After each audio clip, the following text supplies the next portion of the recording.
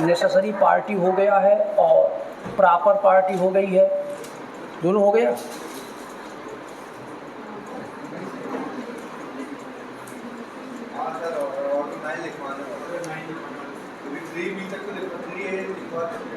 Order 9 कैसे हो जाएगा?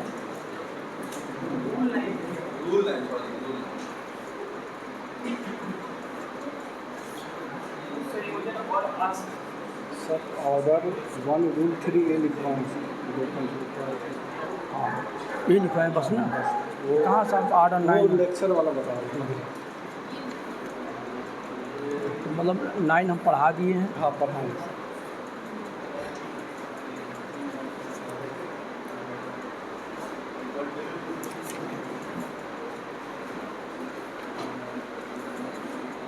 हेडिंग बनाइएगा, आवश्यक पक्षकार, नेसेसरी पार्टी।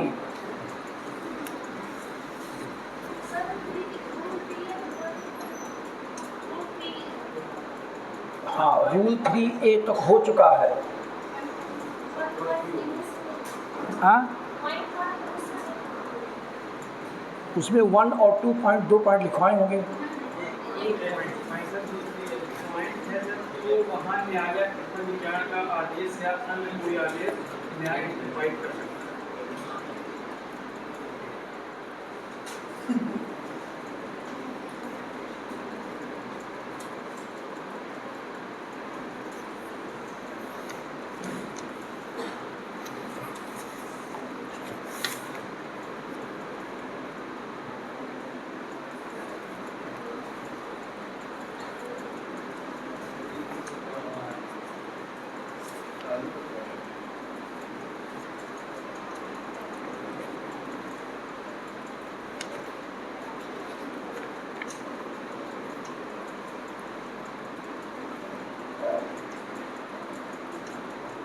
पृथक विचारण का आदेश दे सकता है, पहला पॉइंट ये रहा होगा।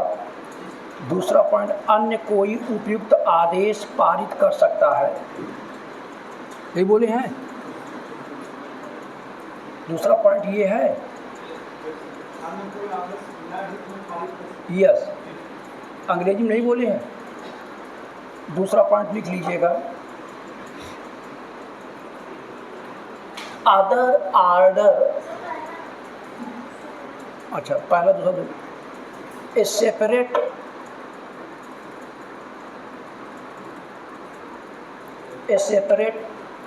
Order may be passed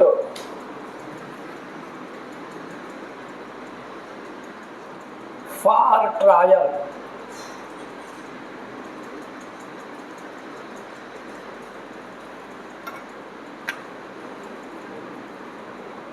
second point, and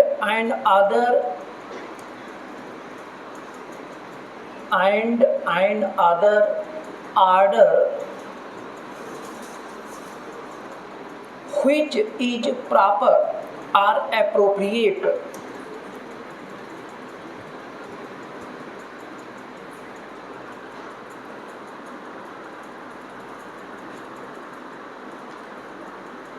in the interest of justice,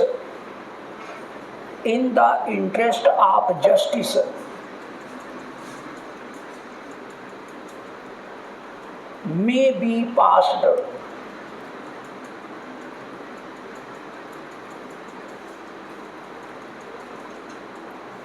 इस तरीके से हमने आपको आदेश 1 के नियम 1, 2, 3 और 3A के बारे में चर्चा कर दिए।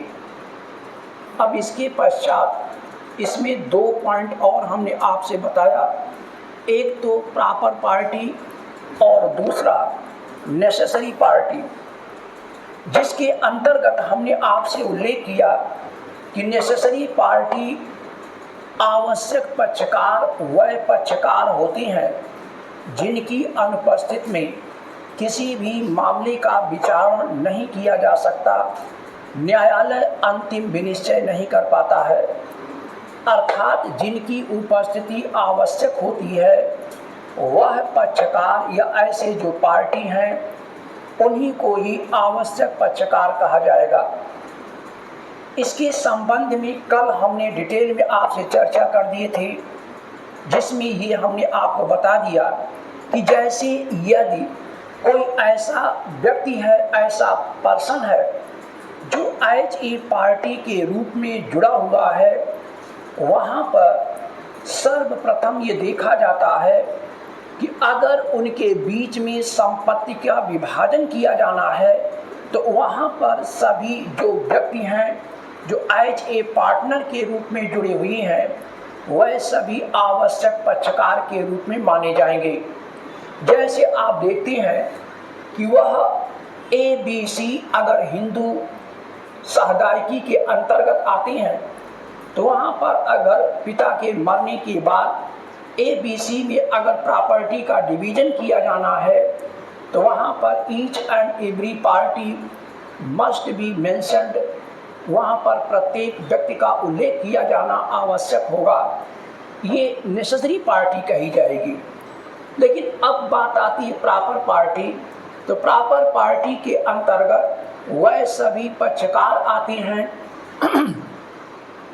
ऐसे प्रत्येक व्यक्ति आते हैं जिनके द्वारा यदि जिनका जोड़ा जाना आवश्यक नहीं होता है, लेकिन अगर अंतिम विनिश्चय किया जाना है तो उनकी उपस्थिति आवश्यक होती है, अर्थात उन्हें वाद का सूट का पक्षकार बनाया जाना चाहिए, क्योंकि बिना उनके फाइनल जो डिसीजन है, अंतिम जो विनिश्चय है वह पारित नहीं हो पाता है।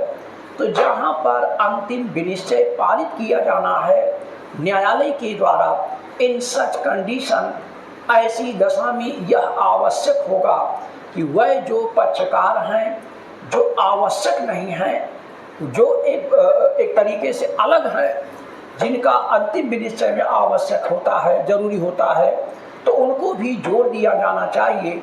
ये पक्षकार प्रॉपर अर्थात उचित पक्षकार कहे जाएंगे। अब इसी में हमने आपसे जो चर्चा किया है वह जॉइंडर और नॉन जॉइंडर के संदर्भ में पिछले टर्न पर हमने सेक्शन 99 धारा 99 और आदेश 1 का जो रूल 9 है, इनकी चर्चा हमने आपसे ये भी डिटेल में कर दिया है कि किस तरीके से मिस जॉइंडर या नॉन जॉइंडर की आधार पर कोई भी अगर विनिश्चय पारित किया गया है तो वह विनिश्चय नल एंड वॉइड नहीं होगा। धारा 99 कहती है उसकी जो अपील की जा रही है, भले ही वह विनिश्चय गलत क्या मतलब कि उसमें जॉइंडर नॉन जॉइंडर का जो त्रुटि है, ऐसी त्रुटि हुई है, ऐसे मिस्टेक हैज बीन कमिटेड, इस प्रकार की त्रुटि हुई है, गलती हुई है, अर्थात आवश्यक पक्षकार को नहीं जोड़ा गया है या उचित पक्षकार को नहीं जोड़ा गया है, इस तरीके की त्रुटि हुई है। और ऐसी त्रुटि के होते हुए भी not with standing such mistake, इस तरीके की जो त्रुटि हुई है, इस तरीके की त्रुटि होते हुए भी यदि कोई विनिश्चय अर्थात न्यायालय के द्वारा पारित किया गया है, इसकी अपील की जाती है तो ऐसी अपील खारिज नहीं होगी, अर्थात उस अपील की भी सुनवाई सेक्शन 99 ऑफ सीपीसी के अंतर्गत की जाएगी। इस आधार पर इसको खारिज नहीं किया जाएगा, रिमांड नहीं किया जाएगा या इसको एक तरीके से निरस्त नहीं किया जाएगा कि यहाँ पर नॉन जॉइंडर या मिस जॉइंडर का इस तरीके का कोई भी मिस्टेक हुई है। लेकिन जब आप पढ़ते हैं 1976 के अमेंडमेंट के अंतर्गत तो वहाँ पर ये बात स्पष्ट हो जाती है, ये जो धारा 99 के अंतर्गत उल्लेख किया गया है ये नॉन जॉइंडर अर्थात असंयोजन के संबंध में अप्लाई नहीं होता है, अर्थात आवश्यक पक्षकार की अगर नहीं जोड़े जाते हैं उसके आधार पर जो अपील है वो स्वीकार नहीं की जाएगी, उसको रिजेक्ट किया जा सकता है, डिसमिस किया जा सकता है। लेकिन मिस जॉइंडर के आधार पर इस तरीके से उसमें एक मिस्टेक होने पर उसको ऐसी जो अपील है उसको निरस्त किया जा सकता है, वापस दिलाया जा सकता है। लेकिन ध्यान देना है, सेक्शन 99 को जब भी आप पढ़ें तो वहाँ से ये बात स्पष्ट होनी चाहिए कि ऐसी जो गलती त्रुटि हुई है, इस तरीके की जो भी एरर होते हैं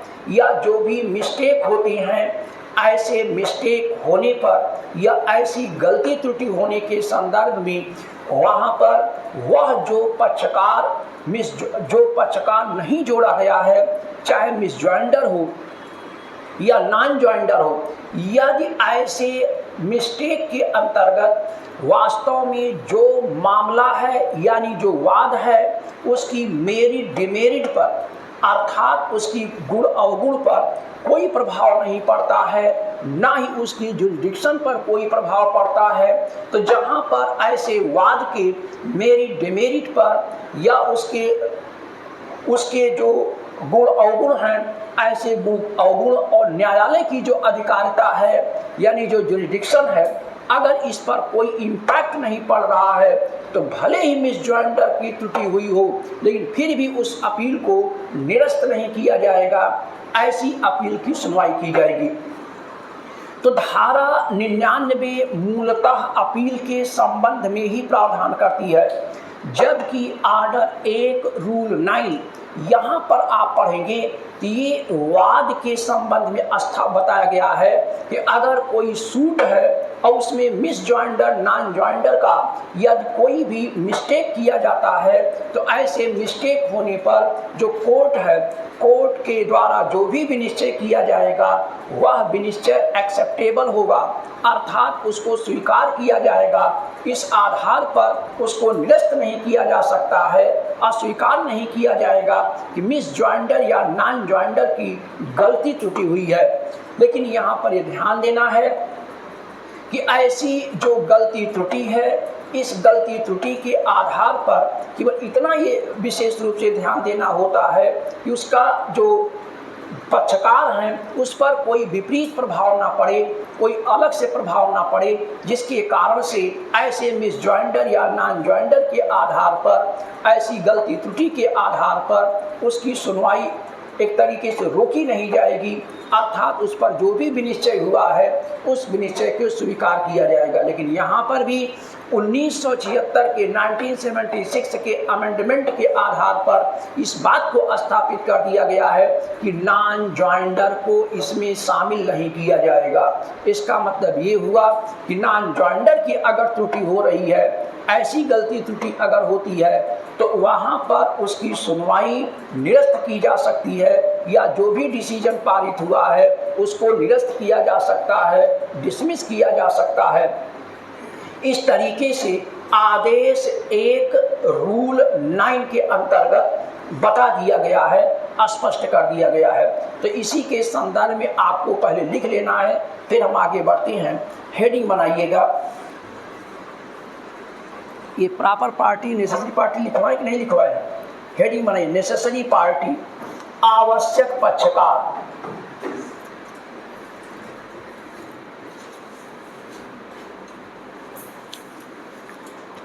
ऐसा पक्षकार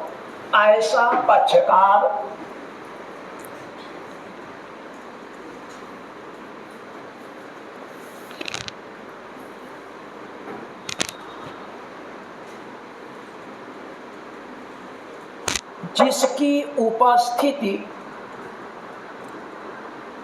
ऐसा पक्षकार जिसकी उपस्थिति वाद को गठित करने के लिए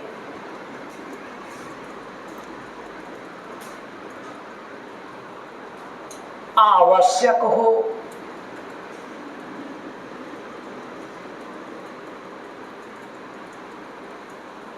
तथा जिसके विरुद्ध अनुतोष, तथा जिनके विरुद्ध अनुतोष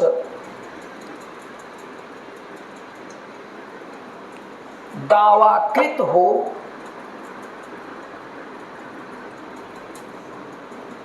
आवश्यक पक्षकार कहलाता है।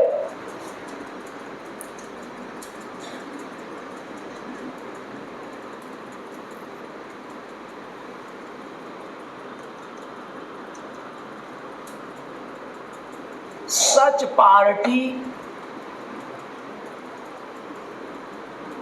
which presence is essential, which presence is essential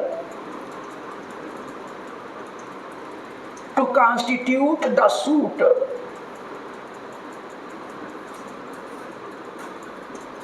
and against whom the relief can be claimed.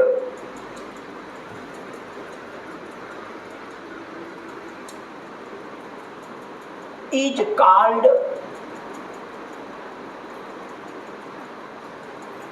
necessary party.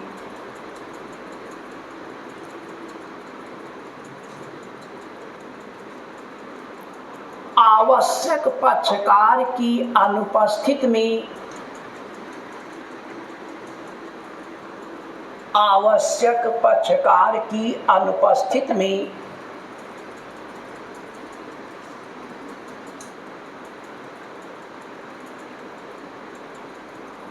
कोई डिक्री या आदेश पारित नहीं किया जा सकता है।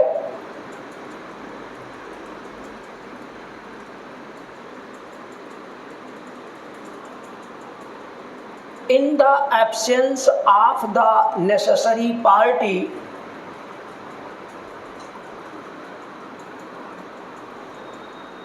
no decree or order may be passed.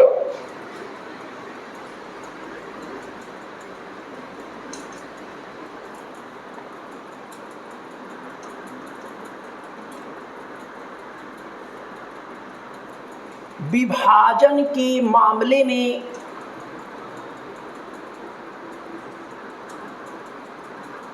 सभी अंशधारी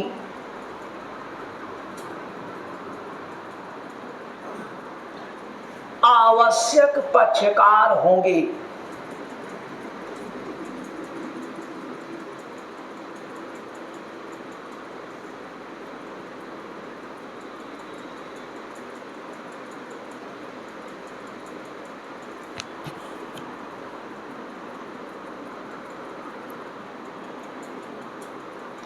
In the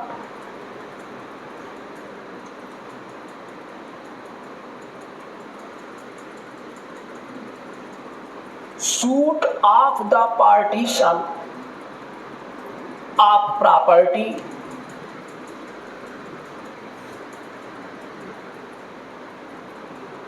all co-shareholders, all co-shareholders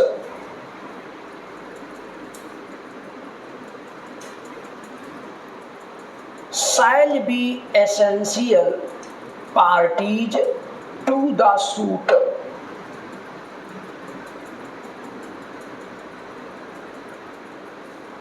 Shall be essential parties to the suit, such as जैसे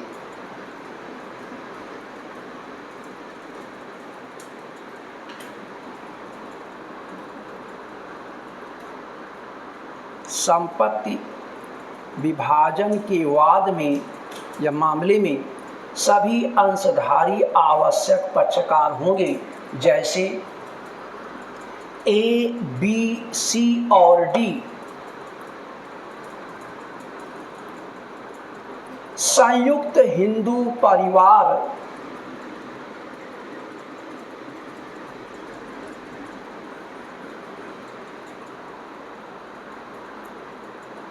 ए, बी, सी, डी संयुक्त हिंदू परिवार के सह अंशधारी हैं।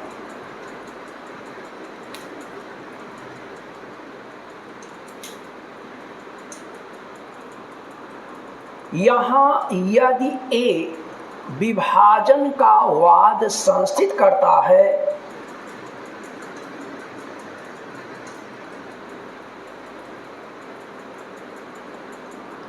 तो बी, सी और डी आवश्यक पक्षकार होंगे।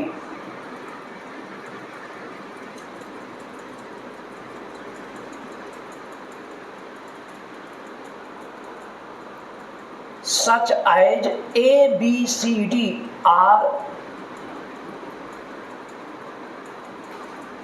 co-sharers of joint Hindu family. Co-sharer of joint Hindu family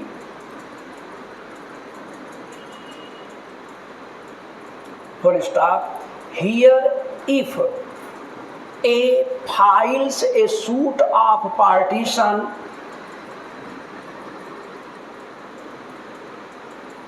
here, if A files a suit of partition, comma, B, C, D shall be essential party.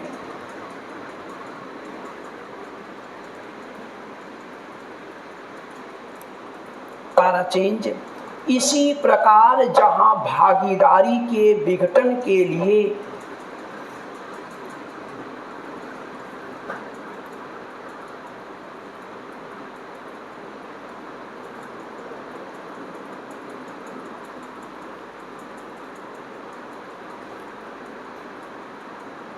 वाद संस्थित किया जाता है,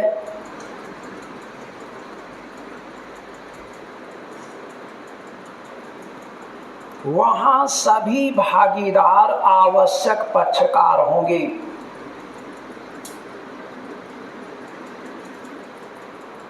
Likewise, where a suit is filed for dissolution of the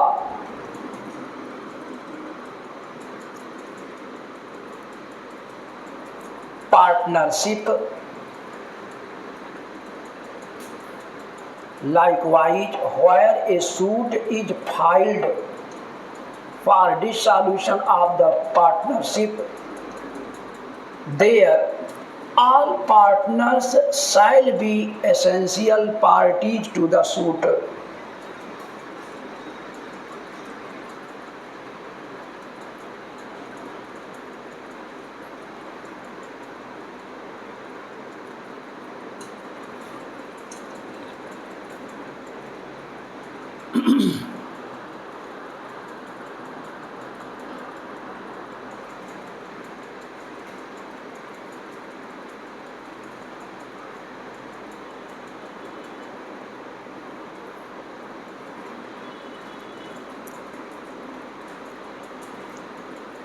इसी प्रकार जहां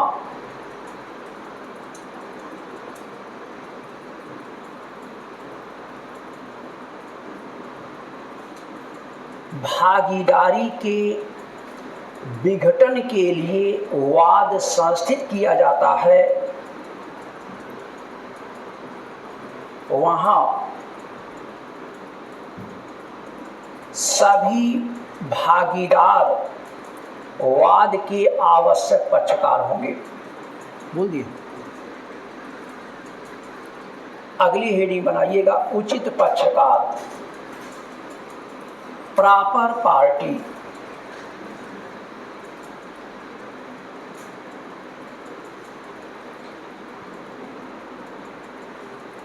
लिखें, उचित पक्षकार वह पक्षकार है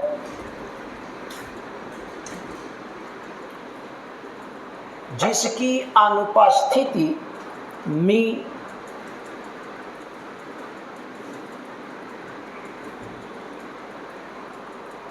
प्रभावशाली आदेश पारित किया जा सकता है।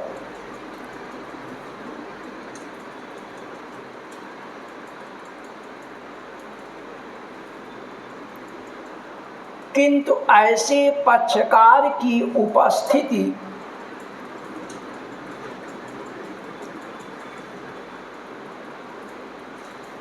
मामले या कार्यवाही में अंतर्विष्ट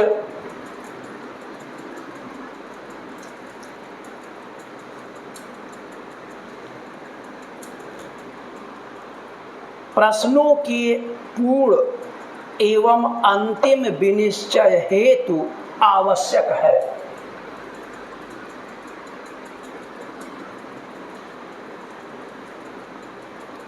proper party proper party is not essential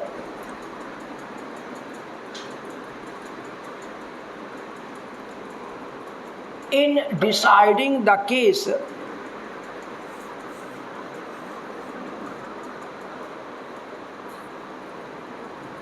but if they are party to the suit,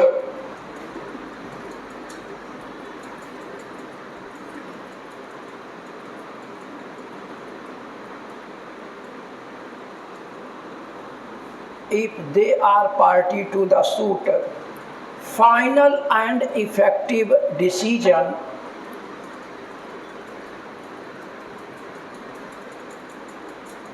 may be passed by the court.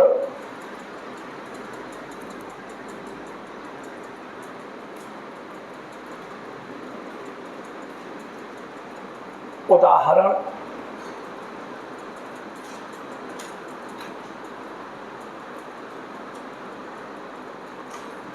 पुत्र पुत्रियां उचित पक्षकार होती हैं।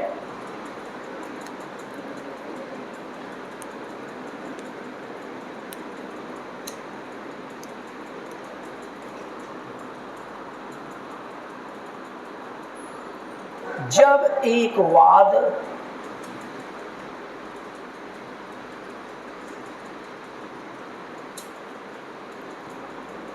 भाइयों के बीच संपत्ति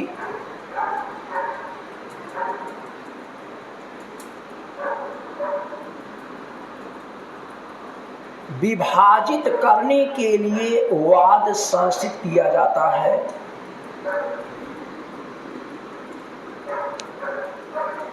sons and daughters are the proper parties to the suit.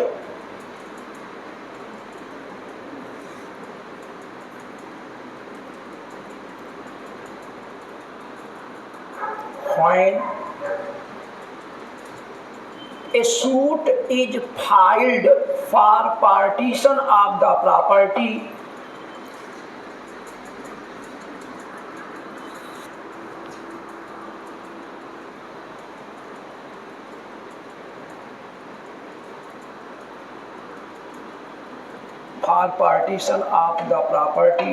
among brothers,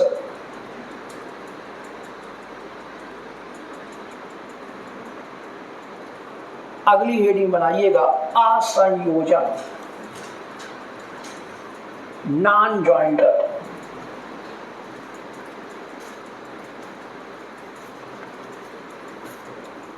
प्रत्येक वाद में आवश्यक पक्षकार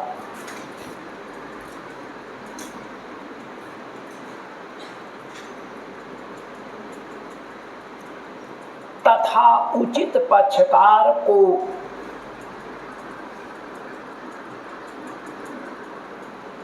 जोड़ना चाहिए।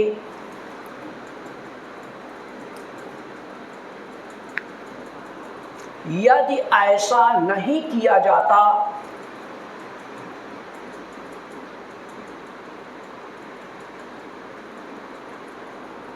तो वह असंयोजन कहा जाएगा।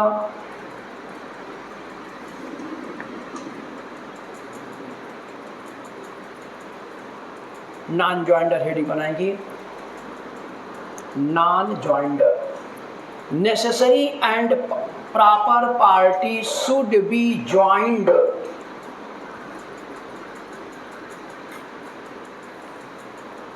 in each suit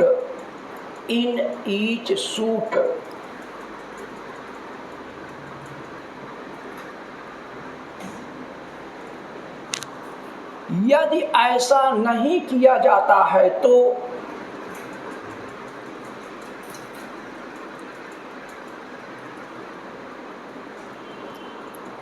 असंयोजन कहा जाएगा।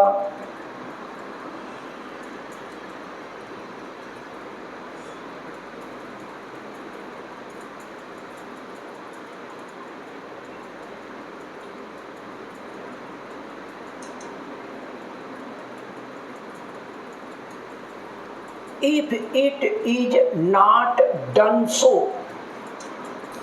if it is not done so, it shall be called non-joinder.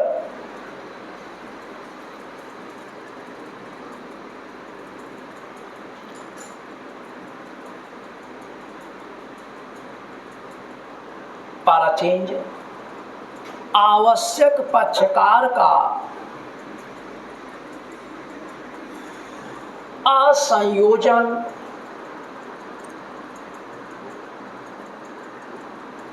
बहुत ही गंभीर दोष माना जाता है।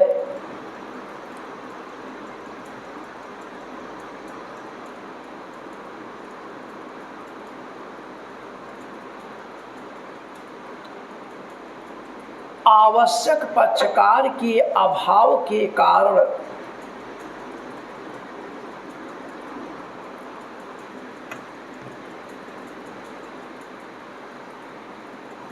वाद पराजित हो सकता है।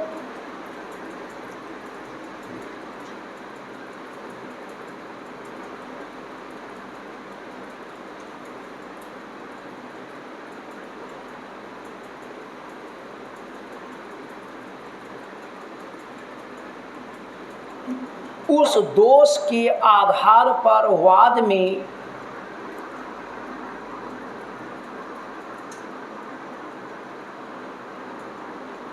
संहिता की धारा 99 के अनुसार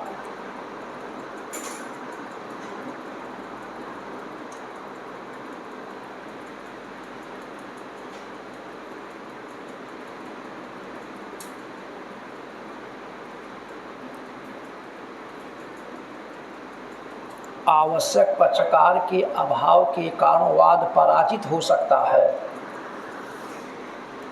इस दोष के आधार पर वाद में पारित डिक्री उल्टी जा सकती है।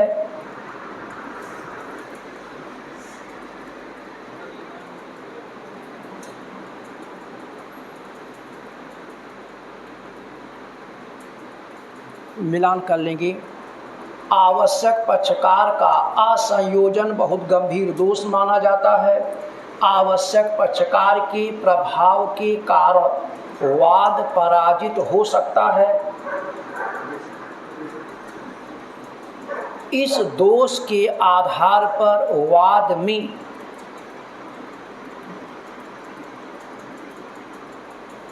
पारित डिक्री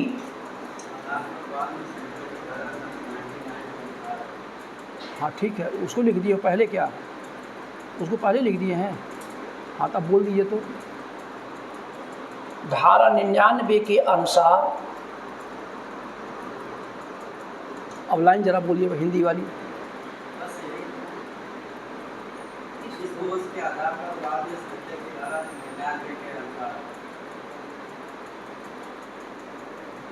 इस दोष के आधार पर वाद में संहिता की धारा 99 के अनुसार कामा पारित डिक्री उल्टी जा सकती है।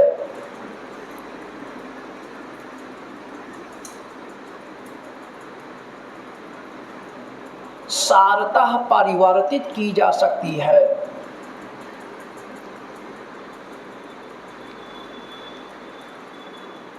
यहाँ तक कि अपील के दौरान प्रकरण को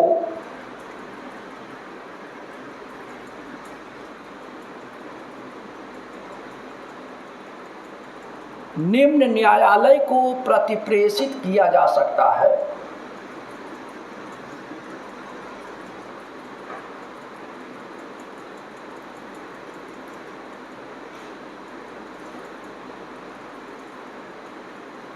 non-joinder shall be called non-joinder। यहाँ तक हो गया। Non-joinder of necessary party is regarded as a serious default।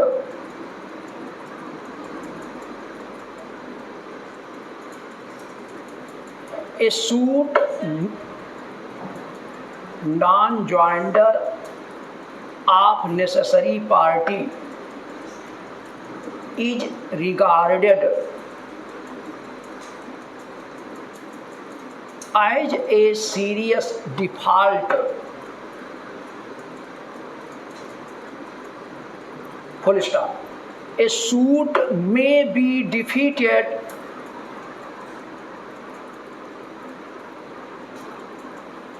by reason of non-joinder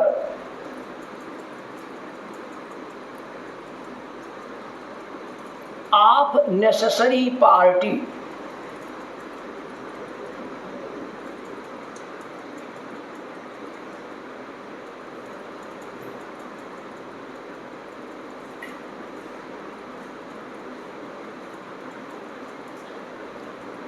Of necessary party, non-joinder of necessary party. The decree passed in a suit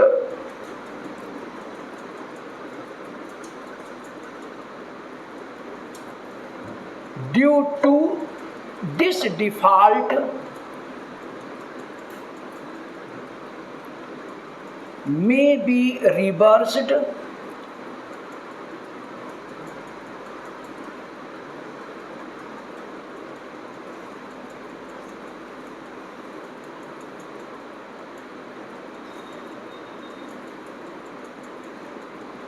are substantially varied, may be reversed or substantially varied. Full stop.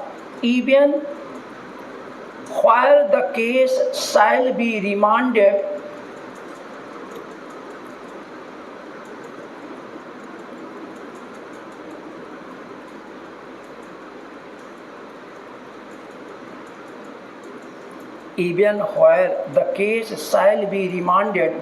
to the lower court during the appeal. आगे section 99 heading बनाइएगा, कुसंयोजन मिसजॉइंडर।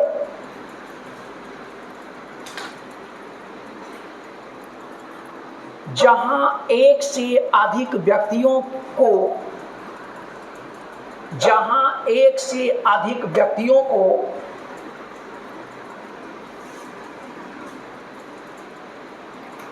आदेश एक नियम 1A तथा B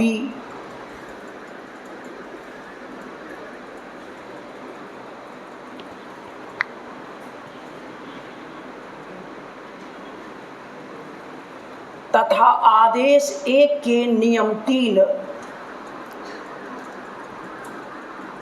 उपखंड 1 एवं उपखंड 2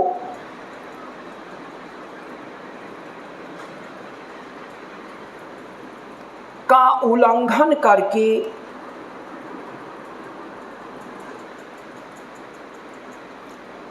किसी व्यक्ति को वादी अथवा प्रतिवादी की हैसियत से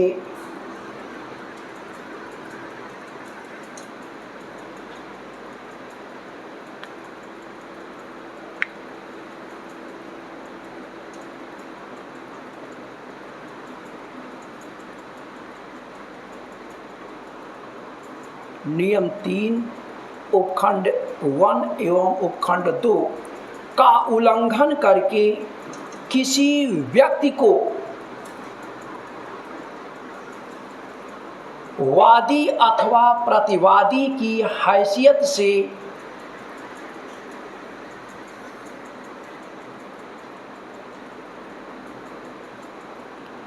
जोड़ दिया जाता है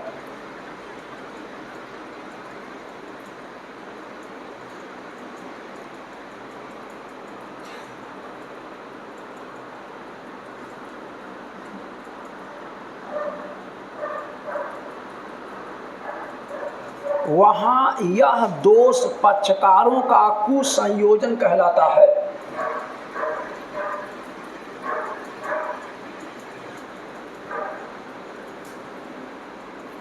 When 2 or more persons are joined as plaintiffs,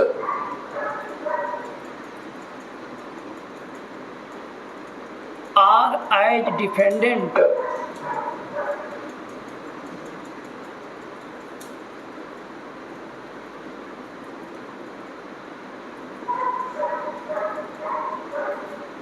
when two or more persons are joined as plaintiffs or as defendants in a suit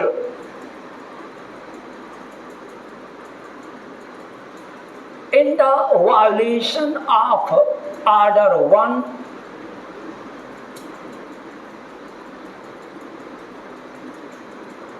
Rule 1 subclause A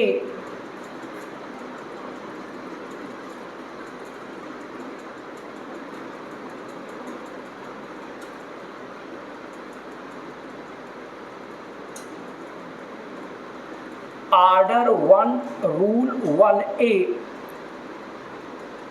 B, comma B and Order 1 Rule 3 bracket में 1 and 3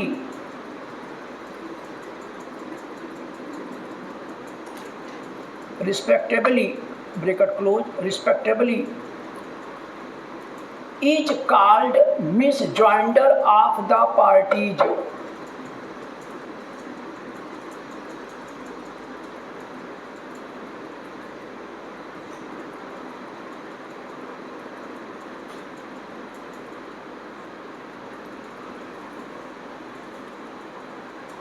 is called misjoinder of the party. यहाँ तक हो गया. Para change. According to the Order 1 Rule 9, no suit is defeated by reason of the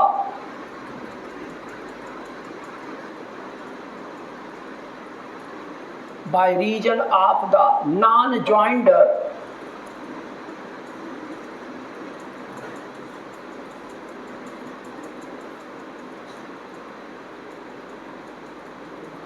or misjoinder of the parties.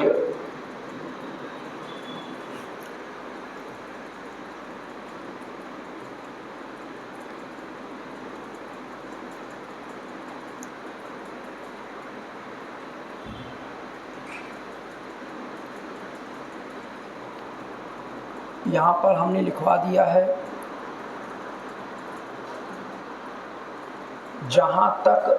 जहाँ एक से अधिक व्यक्तियों को आदेश 1 नियम 1 सब क्लाज ए एवं सब क्लाज बी तथा आदेश 1 नियम 3 उपखंड 1 एवं 2 का उल्लंघन करके,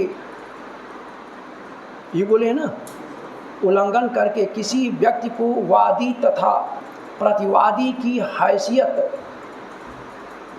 घोषित कर लिया जाता है,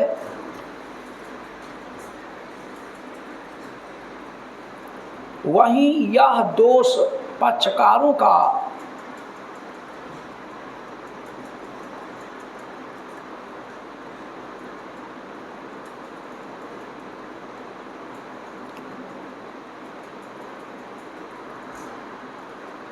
प्रतिवादी की हैसियत से योजित कर लिया जाता है, वहाँ यह दोष पक्षकारों का कुसंयोजन कहलाता है. ठीक है.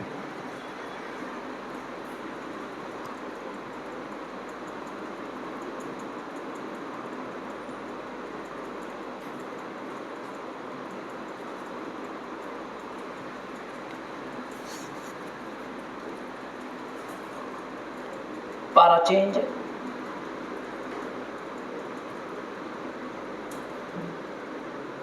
यहाँ तक आप लोग लिख चुके हैं. Is called misjoinder of the party. Para change. According to the order 1 rule 9, no suit is defeated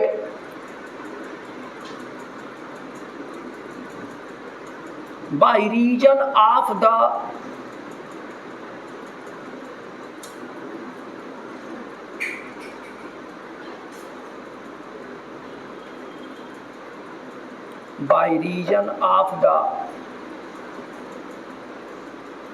non-joinder or misjoinder of the parties. बोल चुके हैं क्या? According to the section 99 of CPC, a suit may not be defeated, may not लगा दीजिएगा, may not be defeated due to non-joinder of necessary party. फिर से सुन लीजिए. According to the section 99 of CPC, a suit may not be defeated due to non-joinder of necessary parties.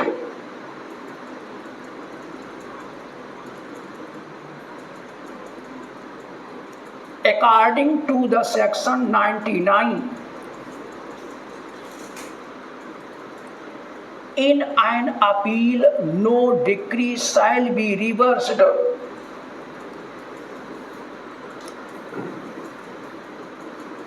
Substantially,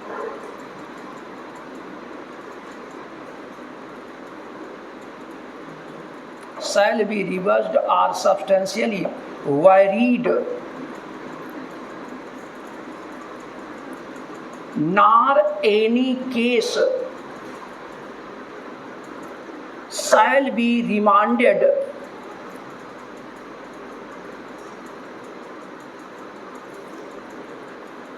mere on this ground that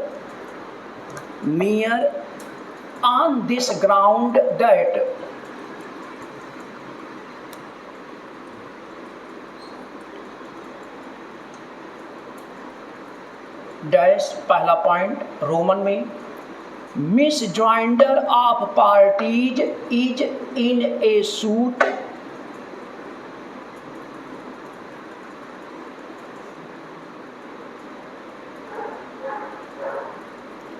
दूसरा point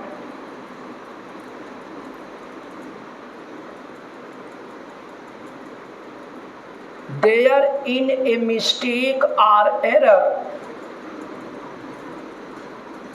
there in a mistake or error or irregularity in the proceeding or suit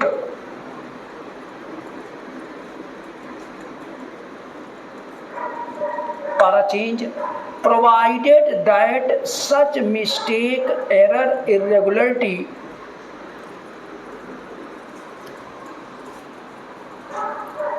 does not affect the suit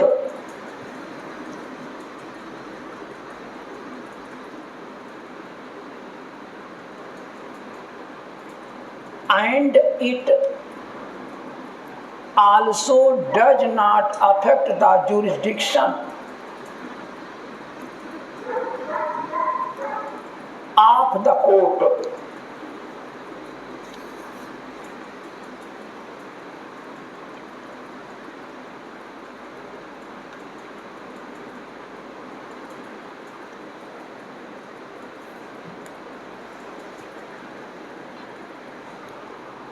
full stop. Hindi में कहाँ तक बोले हैं? हाँ,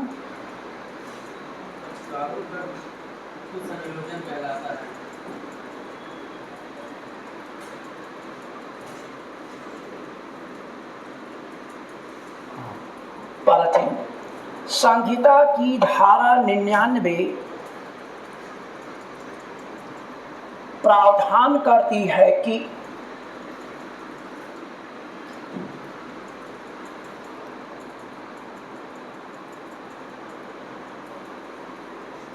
पक्षकारों का असंयोजन या कुसंयोजन के आधार पर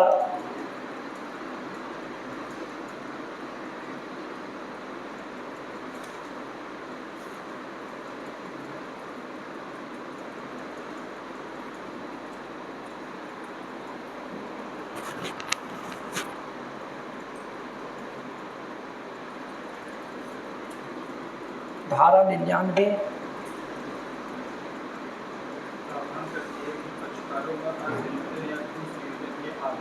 हाँ कोई भी डिक्री या अपील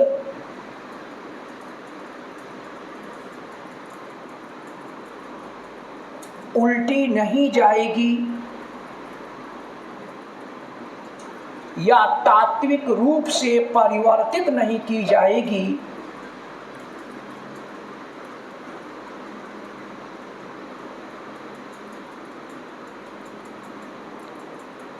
या प्रथम बार के न्यायालय में प्रत्यावर्तित नहीं की जाएगी।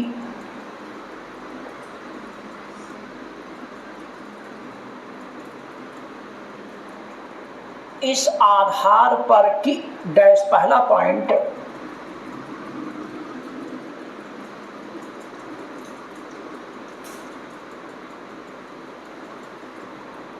वाद में पक्षकारों का कुसंयोजन हुआ है।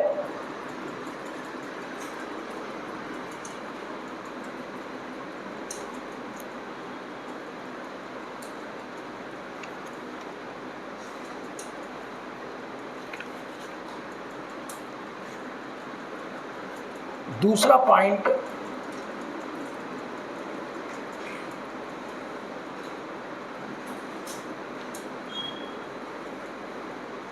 वाद या कार्यवाही में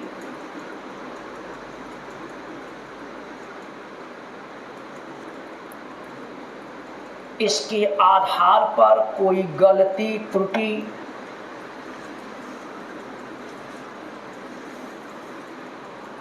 या अनियमितता कारित हुई है,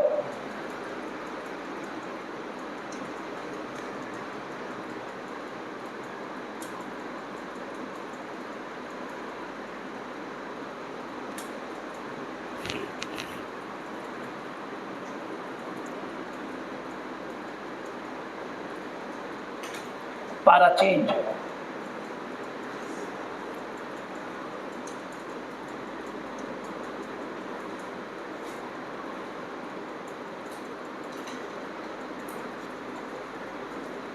बशर्ते ऐसी गलती त्रुटि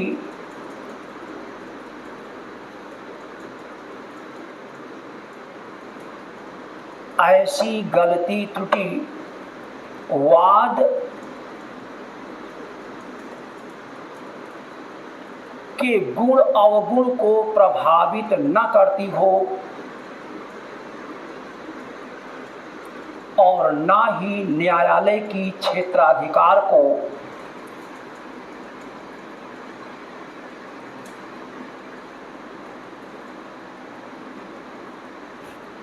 प्रभावित करता हो।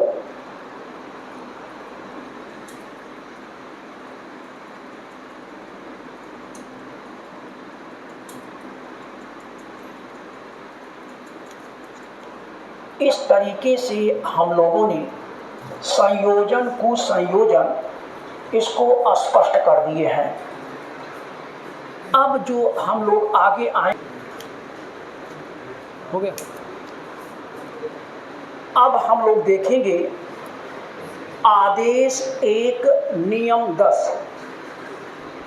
पिछले टर्न पर जैसा कि हम लोगों ने देख लिया है, आदेश 1 नियम 9, और उसको आज हम लोगों ने लिख भी लिए हैं कि जहां पर यदि ज्वाइंडर अगर किया गया, ज्वाइंडर के संबंध में आदेश 1 के नियम 1 से लेकर के नियम 3A तक प्रावधान कर दिया गया है। जहां तक रूल 9 की बात आती है, यहाँ पर मिस ज्वाइंडर और नॉन ज्वाइंडर के संबंध में प्रावधान कर दिया गया है कि अगर वाद के जो पक्षकार हैं, पार्टीज टू द सूट, ऐसे पक्षकारों को अगर जोड़ा जाना है, अर्थात उनको ऐड किया जाना है, ऐसी पार्टीज के संबंध में जिनको एक तरीके से आप कह सकते हैं आवश्यक पक्षकार हैं, उनको नहीं जोड़ा गया, गलती त्रुटि हो गई है तो उसका इम्पैक्ट किस तरीके से पड़ेगा वह नियम 9 में बताया गया।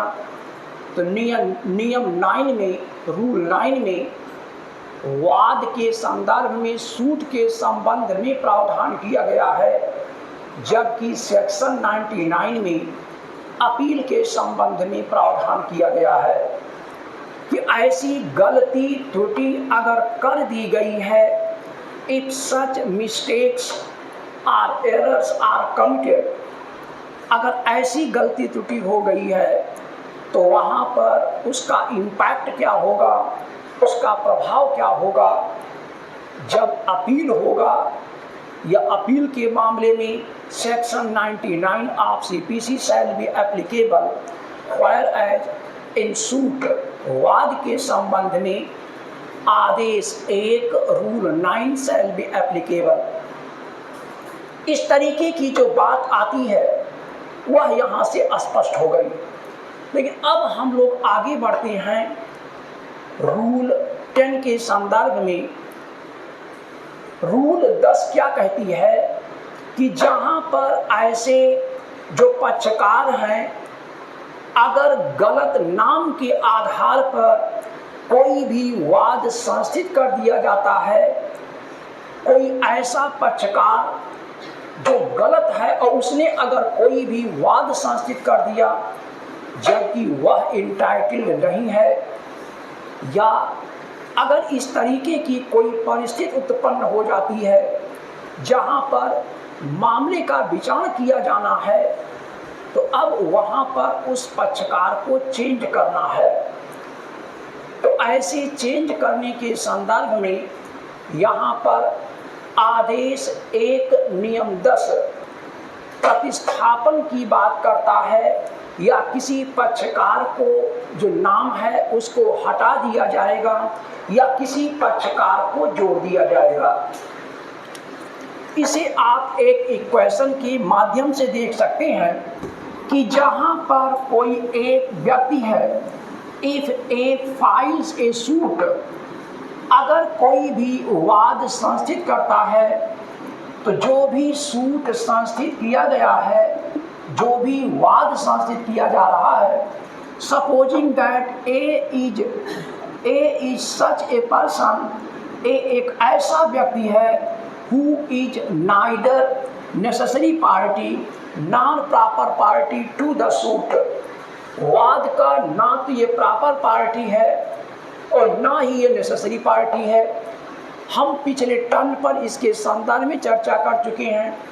साथ ही साथ में 1976 का अमेंडमेंट भी बता चुके हैं कि अगर मान लीजिए प्रॉपर पार्टी जोड़ा गया है और उसके आधार पर यदि कोई भी विनिश्चय आ चुका है, विनिश्चय जो हुआ है उसकी अगर अपील हो जाती है तो उस अपील को मात्र इस आधार पर कि मिसजॉइंडर हुआ है, उस अपील को वैरी नहीं किया जाएगा, उस अपील में सब्सटेंशियली कोई चेंज नहीं किया जाएगा और ना ही वहाँ पर किसी भी प्रकार का उसको निरस्त किया जाएगा, बल्कि आप देखते हैं उसको सुधारने के लिए, उसकी गलती त्रुटि को सुधारने के लिए अब जो प्रथम बार का जो न्यायालय है उसको पास भेजा जाता है, अर्थात उस फर्स्ट इंस्टेंस कोर्ट में उसको प्रस्तुत किया जाता है। लेकिन हमने आपसे कहा क्या कि अगर कोई सब्सटेंशियली गलती हो रही है, और सब्सटेंशियली गलती का मतलब नेसेसरी पार्टी का न जोड़ा जाना, where the necessary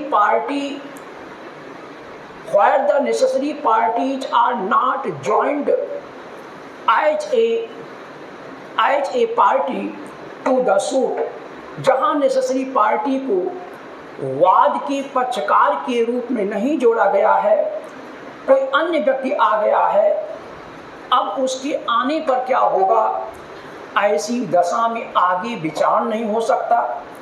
वाद संस्थित तो कर दिया गया लेकिन उसका अब सुनवाई नहीं हो पा रही है, उसकी हियरिंग नहीं हो पा रही है। तो ऐसी दशा में आदेश 1 नियम 10 इस बात का प्रावधान करता है अब ऐसी दशा में जब ये देखता है न्यायालय कि मामले की सुनवाई नहीं हो पा रही है, गलत व्यक्ति के द्वारा वाद संस्थित कर दिया गया है, जिसको नहीं होना चाहिए वह आ गया है, नेसेसरी पार्टी इज एब्सेंट, तो ऐसी दशा में उस व्यक्ति के नाम को हटा देता है, अर्थात उसके स्थान पर यानी उसको हटा दिया जाएगा। और ये भी देखा जाता है कि वास्तव में इसका विनिश्चय तभी किया जा सकता है जब तक उसको न हटाया जाए, अर्थात हटा दिया जाएगा तो ठीक से डिसीजन दिया जा सकता है, निर्णय पारित किया जा सकता है, डिक्री दी जा सकती है। लेकिन अगर इस प्रकार का कोई मामला आता है, नेसेसरी पार्टी को नहीं जोड़ा गया है और नेसेसरी पार्टी को न जोड़ने के कारण से अब विनिश्चय नहीं हो पा रहा है, निर्णय नहीं हो पा रहा है, न्यायालय असमर्थ है, इन सच केसेस ऐसी दशा में उस पक्षकार को हटा दिया जाएगा। इसी तरीके से यहाँ पर जो नियम 10 के अंतर्गत जो दूसरा पॉइंट है कि न्यायालय के द्वारा ऐसे व्यक्तियों के स्थान पर दूसरे पक्षकार जो नेसेसरी पार्टी हैं उनको प्रतिस्थापित किया जा सकता है, उनको स्थापित किया जाएगा। इसका मतलब क्या हुआ कि जहाँ पर supposing that A is not a necessary party to the suit, जहाँ ए नेसेसरी पार्टी सूट का नहीं है, अब ए करता क्या है, सूट दाखिल किया गया है, तो अब जो कोर्ट है, कोर्ट आगे ट्रायल नहीं करेगा, सुनवाई नहीं करेगा और ना ही इस पर कोई विनिश्चय पारित करेगा। दूसरी बात आती है तब क्या करेगा, इसके नाम को हटा देगा, इस व्यक्ति को हटाएगा, एज ए पार्टी या एज ए डिफेंडेंट इसको हटाएगा।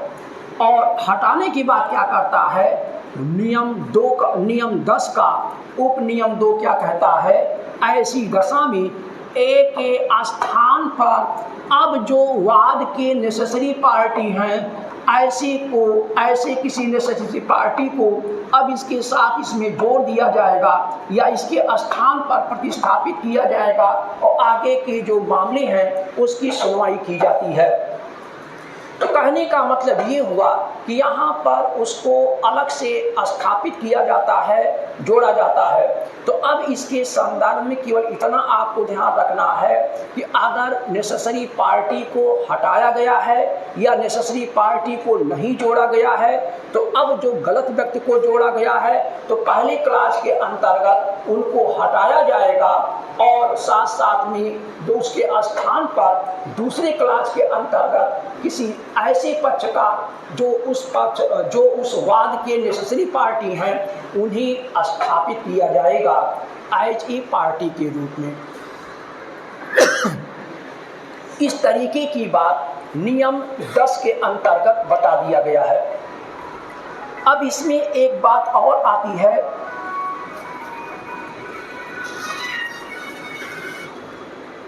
हाँ आ जाओ ऊपर, हाँ आ जाओ।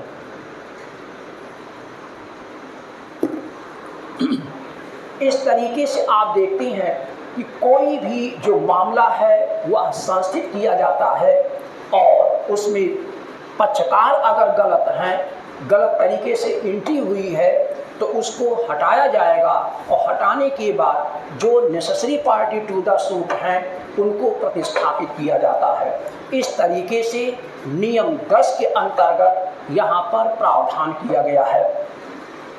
अब बात ये आती है कि अगर इस तरीके से परिवर्तन किया जाना है या किसी तरीके से जो गलती त्रुटि है उसको सुधारा जाना है, उसके संदर्भ में यह जो सुधार किया जाएगा इसकी जो ऑब्जेक्शन एराइज किया जाता है, ऐसे ऑब्जेक्शन कब एराइज होगी, when such objection shall be arise.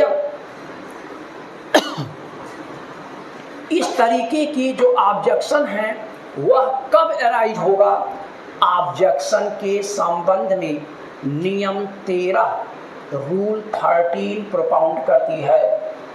नियम 13 के अंतर्गत इस बात का उल्लेख कर दिया गया है कि अब ऐसी दशा में चाहे तो पक्षकार, पार्टी या कोई अन्य व्यक्ति या न्यायालय ऐसे ऑब्जेक्शन के आधार पर वह कार्यवाही कर सकता है।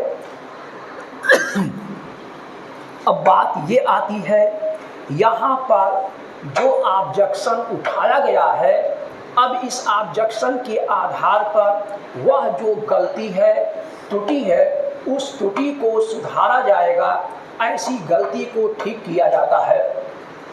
यहाँ पर अब आप देखेंगे, यहाँ पर इस बात को स्पष्ट कर दिया गया है कि अगर कोई भी प्रकरण विशेष है, कोई भी वाद स्थापित किया जाता है और वह जो भी वाद स्थापित हुआ है उसमें नेसेसरी पार्टी नहीं है, यानी उसमें किसी भी प्रकार की गलती त्रुटि उत्पन्न हो गई है, तो अब वहाँ पर जो ऑब्जेक्शन एराइज किया जाता है, ऐसे ऑब्जेक्शन कब एराइज किए जाएंगे? आदेश 1 नियम 3 में 3 पॉइंट दिए गए हैं। पहला पॉइंट क्या है? पहला पॉइंट है प्रथम सुलभ अवसर पर। पहला पॉइंट, जब पक्षकार को फर्स्ट टाइम अपॉर्चुनिटी प्राप्त होती है, जब पक्षकार को पहली बार सुलभ अवसर प्राप्त होता है, ऐसे सुलभ अवसर के संदर्भ में वहाँ पर ऐसी गलती त्रुटि को सुधारा जाएगा। अब बात आती है फर्स्ट अपॉर्चुनिटी कब प्राप्त होती है, किस तरीके से प्राप्त होती है, तो अभी हम उसको स्पष्ट कर देंगे। दूसरी बात आती है, जब विवाद बिंदु स्थापित हुए हों, ऐसे स्थापित होने के पूर्व अगर ऑब्जेक्शन एराइज किया गया है, अगर गलती त्रुटि पर उस पर दृष्टि गई है, तो ऑब्जेक्शन तब उसके पहले स्थापित किए जाने चाहिए। कहने का मतलब क्या हुआ कि जहां पर कोई गलती त्रुटि मामले के सेटल होने के पश्चात, सेटल का मतलब विवाद जो बिंदु है, इनको स्थापित होने के पहले की गलती त्रुटि है, उसके पहले ही गलती त्रुटि हो गई है, तो वहाँ पर विवाद बिंदु के, यानी जो पॉइंट हैं जिस पर विवाद है, जो डिस्प्यूटेड पॉइंट हैं, इसके फ्रेम करने से पहले के अगर गलती त्रुटि है, तो इस विवाद बिंदु को स्थापित करने से पहले ही ऐसी गलती त्रुटि के संबंध में ऑब्जेक्शन एराइज कर देना चाहिए।